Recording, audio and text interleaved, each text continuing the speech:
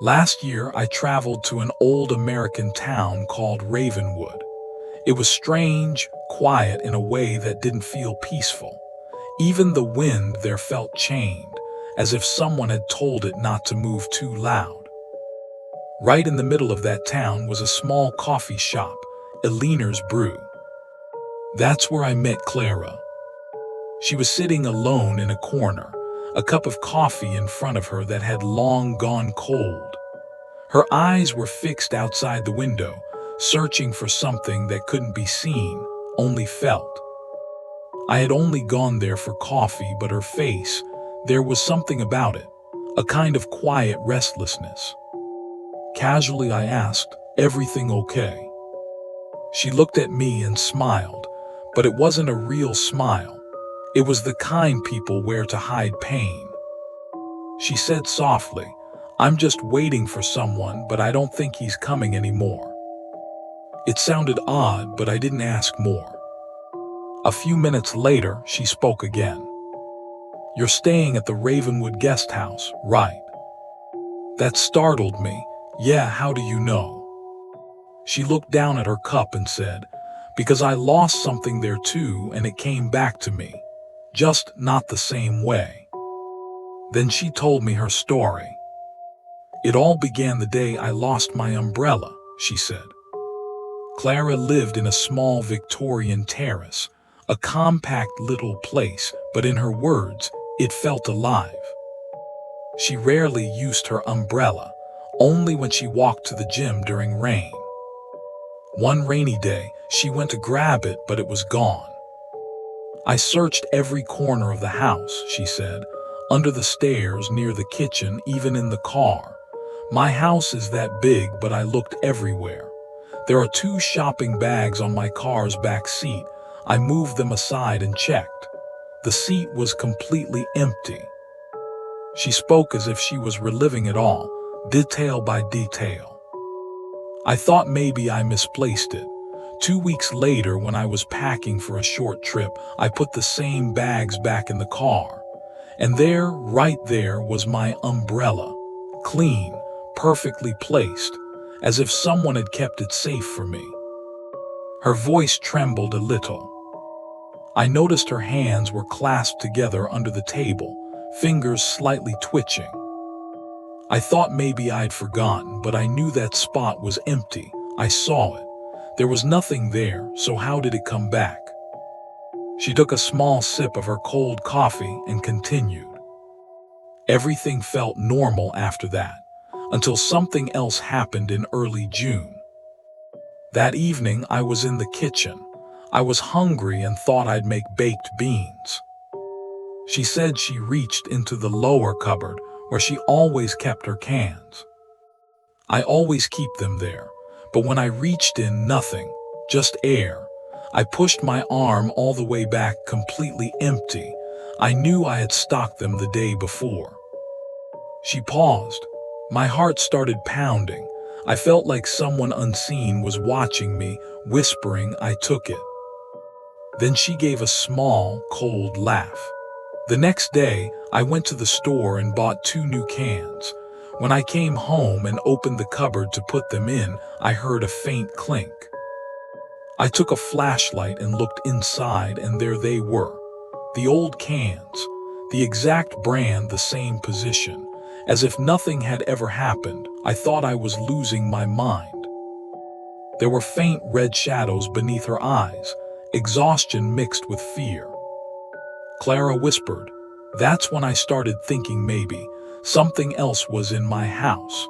Something that takes things away and brings them back whenever it wants. Then she went silent. The coffee shop fell quiet too, only the sound of wind brushing against the window. After a few seconds, she spoke again. "One day something made me realize it doesn't just stay in my house, it follows me." She took a shaky breath. It was July 10th. I was on a bus to the next town to meet a friend. I realized I wasn't wearing my rings or my gold bangle, the ones I always wear. I thought maybe I'd put them in my bag. Her voice grew slower, like each memory hurt to recall. I opened my bag, checked the front zip pocket, empty. I ran my fingers through every corner, nothing.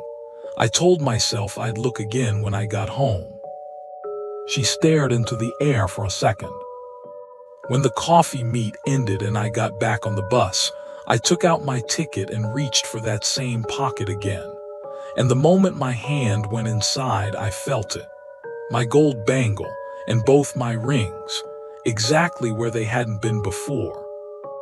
I asked quietly, "You're sure they weren't there earlier?" She closed her eyes. I checked 3 times, it was empty. But when I was 3 miles away from home, they came back, like someone was watching me, following me. The air inside the coffee shop felt colder now, heavy. Clara said softly, "I don't think it just takes things. It takes memories too. I can't even remember what I did in between. I just know something was missing, and then it was, like it never happened." She began tapping her fingers slowly on the table. "I'm scared. I think it's testing me, waiting to see when I break." Then she looked at me, eyes wide and tired. "You're staying at Ravenwood guest house, right?" I nodded. She leaned forward slightly. "Then you'll understand soon. Everything comes back there except people." I didn't understand what she meant then, but her words stayed with me, like a chill that never leaves your bones. As I left the coffee shop, I turned around.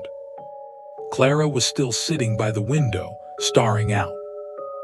And for just a second, it looked like there was someone else standing behind her reflection. When I returned to the guest house, it was quiet and dim. I unlocked my door, everything seemed fine. Except for one thing.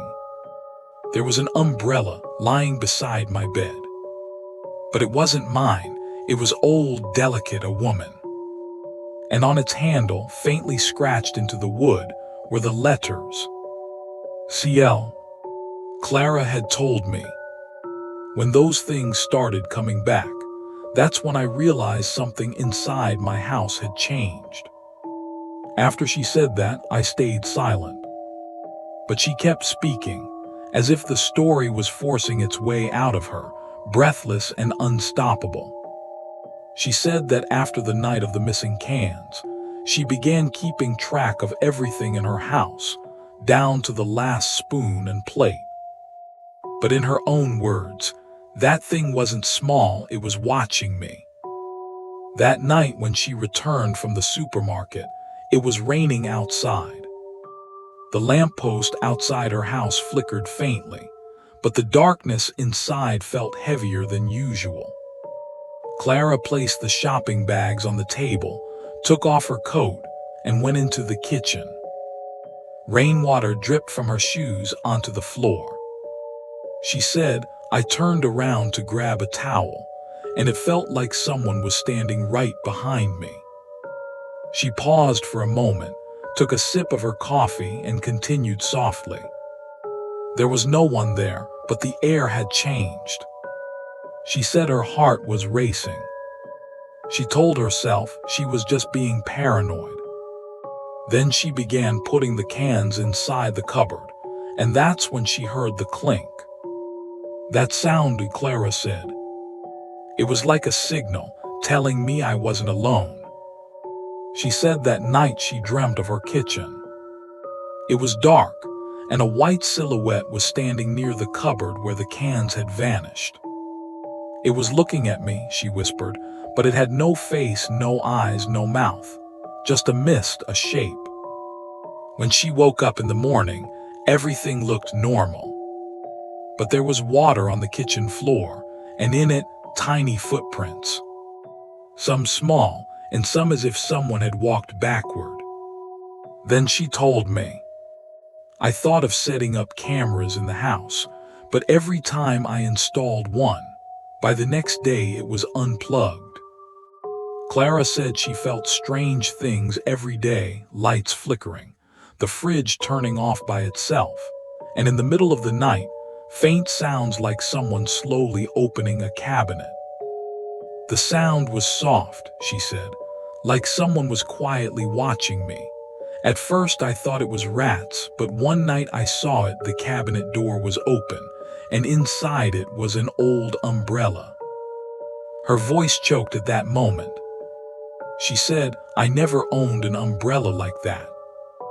Then she told me about her car. It was a cloudy day. She was on her way to a friend's house. She said, I was sitting in the car, looked into the rearview mirror, and something moved in the back seat. The same two shopping bags were there, the ones from which the umbrella had reappeared. She said when she focused on the mirror, it looked like a hand slipped inside one of the bags.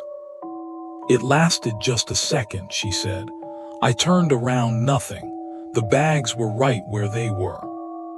But when she came back home later, there was a scratch on the back seat, as if someone had dragged a nail across it.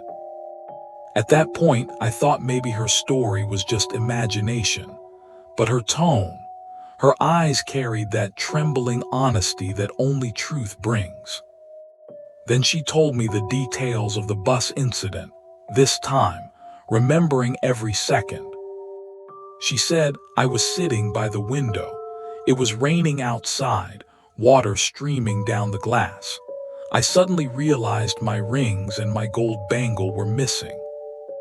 Her bag was in the front pocket seat. I unzipped it, put my hand inside, empty. I checked 3 times, nothing. The bus was on an open road, fog and rain everywhere. I felt like something under my seat was watching me. She paused for a moment. I bent down to look. There was only darkness, but for a second I thought I saw a shadow move. She said, I closed my eyes and held my bus pass tightly. Then while returning, the bus lights flickered faintly.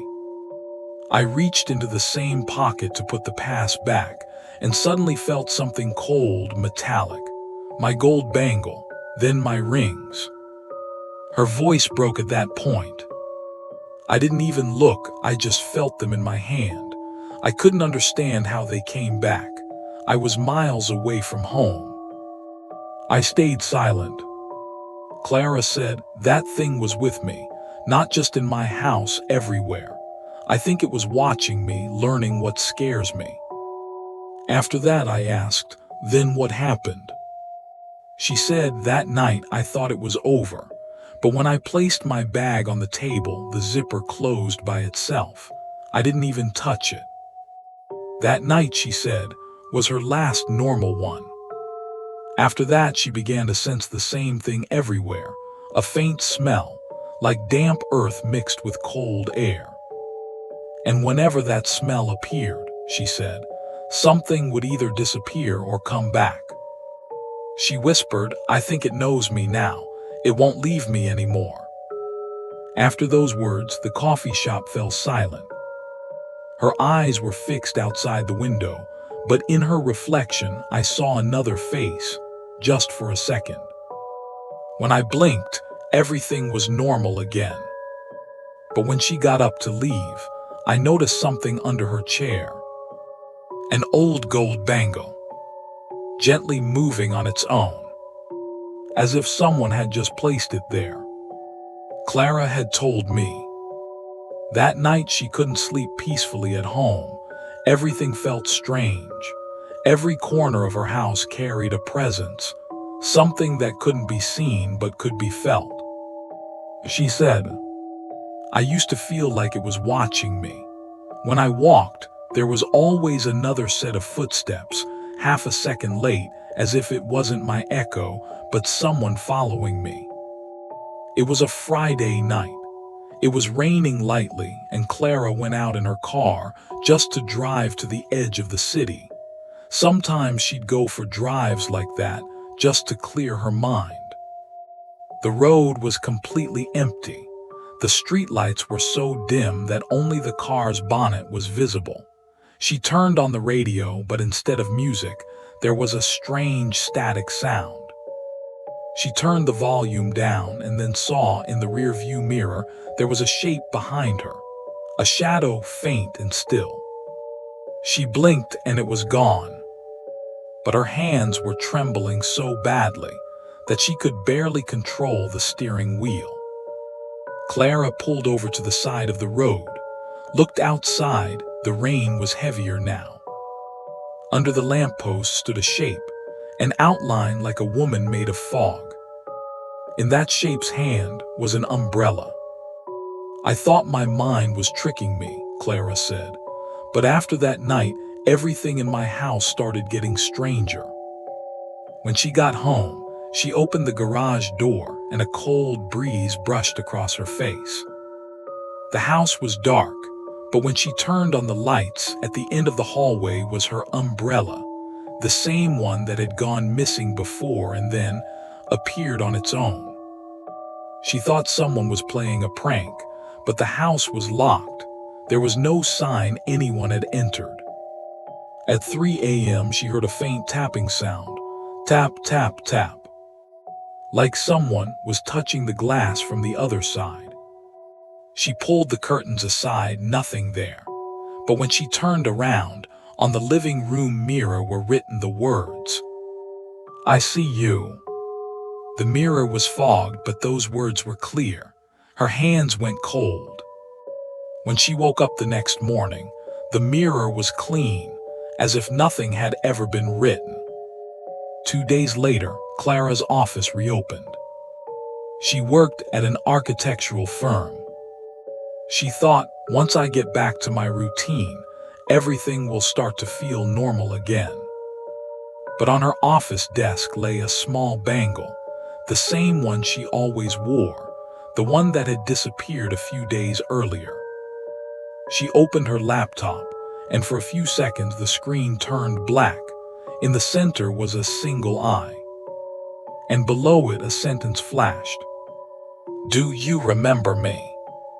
She shut the laptop immediately. Her colleagues came in, everything looked normal, but something inside her had broken. After lunch, when she went to the restroom, there were drops of water under the mirror. Those drops had formed a pattern. "Stay," she gasped, tried to wipe the water away, but the more she wiped, the deeper the letters seemed to become. That day she left work early, came home, and as soon as she reached the gate, she saw small wet footprints on the ground, as if someone drenched in rain had walked inside. She opened the door. The living room looked the same as always, except for one thing. On the dining table was an umbrella, and beside it a small note. "You forgot this." After that, Clara didn't talk to anyone for days. She switched off her phone, shut down her laptop, and sat silently in a corner of her house, letting time pass in complete stillness. But even in silence, there was sound. Sometimes her bag zipper would open by itself. Sometimes a can would fall in the kitchen. Sometimes she'd hear soft laughter from the top of the stairs. One night, she said, "I decided I'd ignore it all, but it wasn't ignoring me." That night she went into the kitchen and turned on the light. Inside the cupboard where she kept her baked beans, she saw the cans were perfectly lined up, as if someone had carefully arranged them.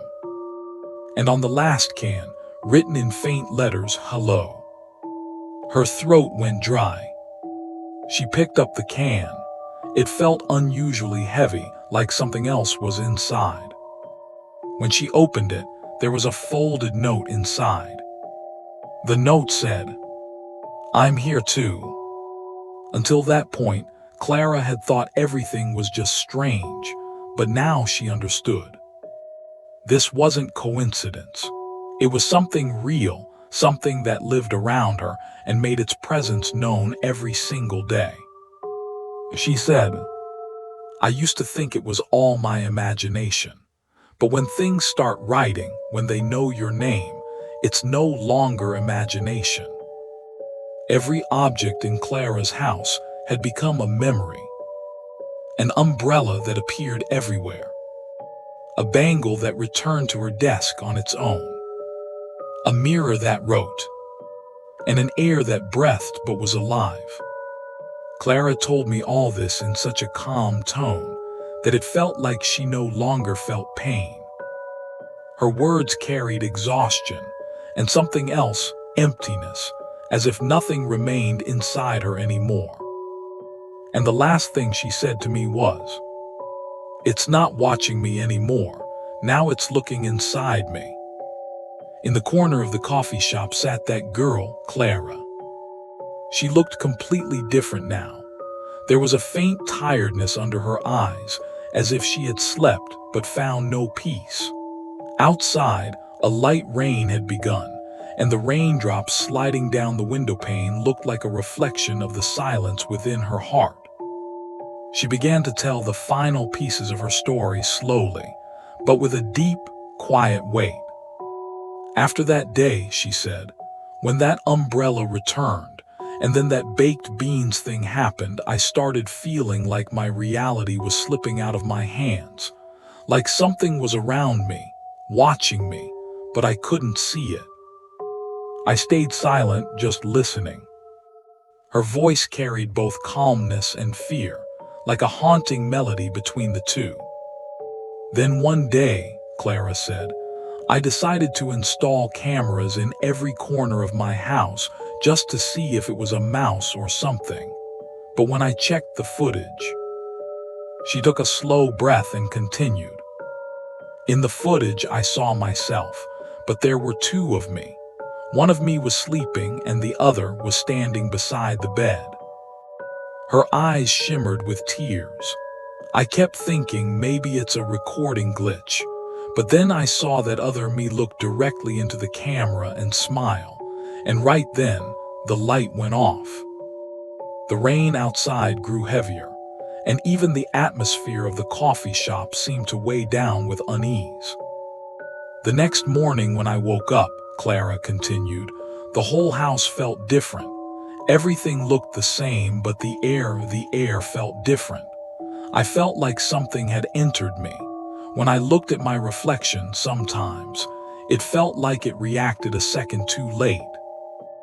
I asked softly, "Did you tell anyone?" She shook her head. "No, I couldn't tell anyone. Who would believe me? I tried to live a normal life. But then another thing happened the day I had to go to the office." She paused, drawing a small circle on the table with her finger. "I picked up my purse and wore a ring, the one that always felt cold. It's gold, but every time I wear it, it feels like ice. When I stood in front of the mirror, I thought I heard something coming from the ring, like breathing, soft from inside my hand." I flinched slightly but said nothing. "After that day, I couldn't sleep. I just sat on the chair all night, and every night at exactly 3:07 my Kindle's light would turn on by itself, even when it was unplugged, like something whispering, 'I'm here.'" When she finished saying that, she took the last sip of her coffee. Her hands were trembling slightly. "You won't understand," she said quietly. "This thing started in my house, but now it's inside me. Maybe it can't leave me anymore." I looked at her face. There was a strange calmness there. As if she wasn't scared anymore, just resigned. She looked at me, gave a faint smile and said, "You think I'm crazy, don't you?" I didn't answer. I just kept looking into her eyes, eyes that looked more haunted than any story she could ever tell. She picked up her purse, wore her jacket and said softly, "Just remember one thing. If your reflection ever smiles before you do, run." Then she stood up and left. At the door she paused, turned around and gave a faint smile. At that very moment, the coffee shop lights flickered for a second, and then she was gone. After that day, I never saw Clara again. No messages, no calls. A few weeks later, Out of curiosity, I found her house. There was a for sale board by the door, and through the window, an old Kindle Fire lay on the table, its screen faintly glowing, showing a reflection as if someone was still watching. Someone said, on the day the new owner moved in, they found something written on the bathroom mirror. I'm still here. And that was the last trace of Clara. You've heard Clara's story. Now it's your turn to stay. Like, share, subscribe. If you dare.